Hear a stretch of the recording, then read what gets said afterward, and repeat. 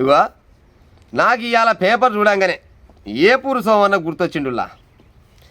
నిజమైన ఉద్యమకారుల పక్కన పెట్టినావు, నీతి తప్పిన దొంగల ఎంట దిప్పుకుంటున్నావు, నీ బతుకు జడ అని పాట రాసిండు. అప్పట్లో జనాలందరికీ గుర్తే ఉండొచ్చు ఈ పాట. మునగాని పాట రాసిండు.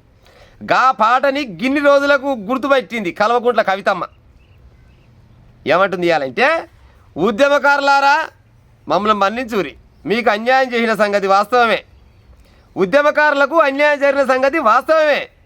ఓ అమరవీరులారా, ఉద్యమకారులారా, మీకు అన్యాయం జరిగింది, మీరు కలలు కన్నా ఏదైతే కలలు కన్నారో గవిటిని మేము తీర్చలేకపోయినామని చెప్తుంది ఇవాళ ముచ్చట.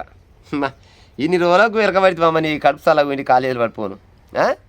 మొత్తానికైతే నిజమైతే ఒప్పుకున్నది. 10 సంవత్సరాలు అధికారంలో ఉన్నప్పుడు ఏ ఒక్కసారి ఉద్యమకారులు అమరవీరులు గుర్తు రాలేదు. కానీ ఇవాళ అధికారం పోయేసరికల్లా ఇవాళ అంతా గుర్తొస్తారు ఈమెకు. మళ్ళీ ఇగో కొత్త రాజకీయానికి తెరలేపింది. నిజంగా చెప్పాలంటే ఈ కల్వకుంట్ల కవితమ్మ ఇంట్లో ఒక గుమ్మడి, జగ్గయ్య, సత్యనారాయణ, రాఘగోపాలరావు, ఈ కాలంలో ఉన్న ప్రకాశరావు, మళ్ళీ పోతే జమున, సావిత్రి, సూర్యకాంతం, ఊర్వశి, శారద అందరు కలిస్తే ఈ కల్వకుంట్ల ఫ్యామిలీ.